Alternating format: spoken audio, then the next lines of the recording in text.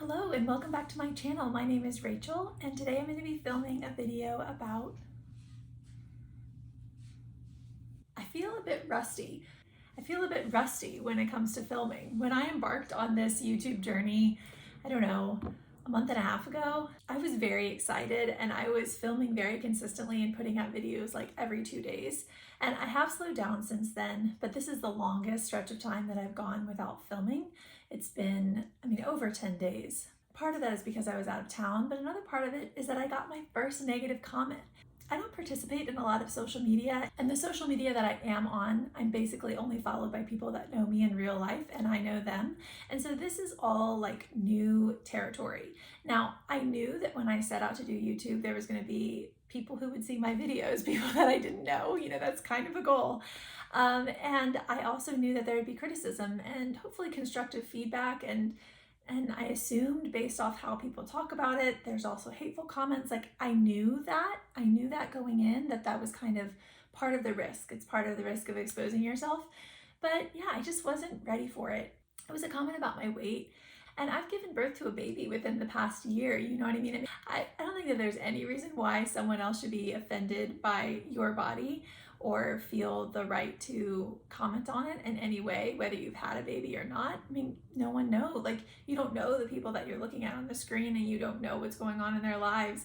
And anything that they show you is, in my opinion, how I have approached content creators that I followed in the past. Anything that they share with me is a gift. Their vulnerability is a gift. They're letting me into their life and they're not obligated to do that.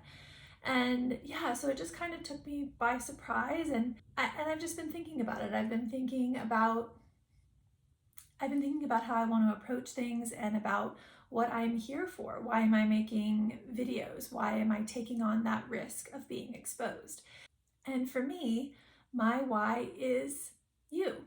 It is the mom who is also 8 months postpartum or 2 years postpartum, or the person who's just put on a little bit of weight and they're not feeling comfortable.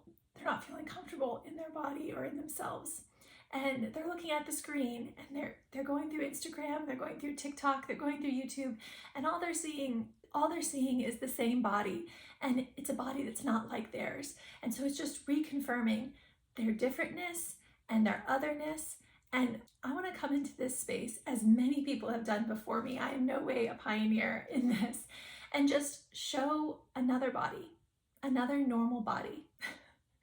And it's normal because it's a body and it's mine, and variation is normal. And having clothes that don't fit you sometimes is normal.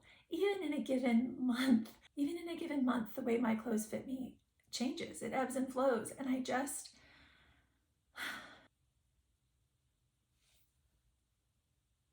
when I think about my daughters and the kind of world that I want them to grow up, I want them to grow up in a world where they don't feel like their body is offensive because it's big or small, because it ebbs and flows, because it's not exactly the same every single day, or because it's different from what they see around them. I want them to grow up in a world where they feel delighted in. I want them to grow up in a world where they feel and know how delightful they are and how delightful their body is, just the way that it is, without changing, without doing anything extra. I want them to know that they don't have to do anything extra to be loved or to have the right of showing up. And I haven't showed up for a lot of years. I haven't really put myself out there. I've talked about this before, I think, touched on it. Just perfectionism, perfectionism and analysis paralysis, holding me back from showing up for fear of not being perfect, and I guess for fear of being judged. I don't know, but I haven't showed up. I haven't showed up the way that I wanted, or taken risks the way that I've wanted. And I said this year that I was going to do things differently, that I wanted to do things for the joy. And so I came into this YouTube thing with the mentality that done is better than perfect. Done is better than perfect.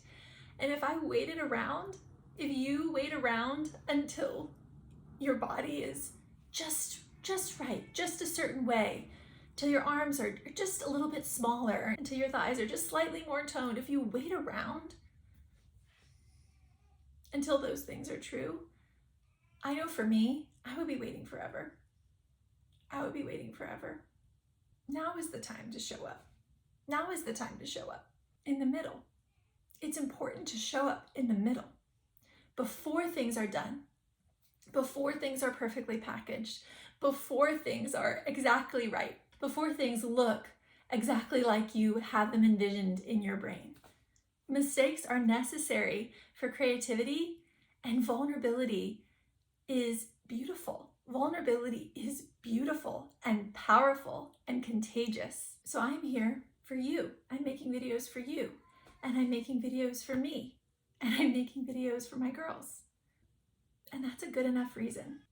That's a good enough reason to take on the risk. That is worth the risk. To me, it's worth the risk. There's going to be negativity. You can't stop that. People are hurting. Hurt people hurt people. And we all around here jump into conclusions. We know that we are. We don't have all the facts. We just assume. We make assumptions about people around us every day. Why did that man hold the door open for me? Why did that lady give me that smirk?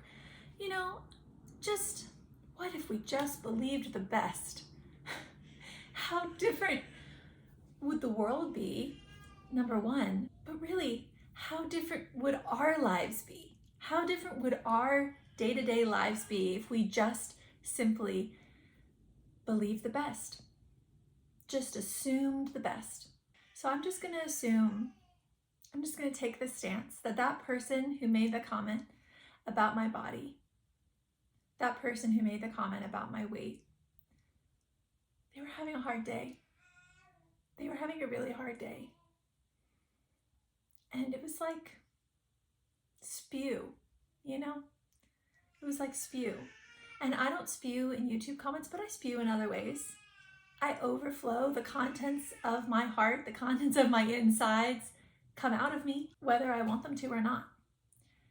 And I know that I hurt people in my own way. And so I'm assuming that that's what was happening with them. I'm just going to assume.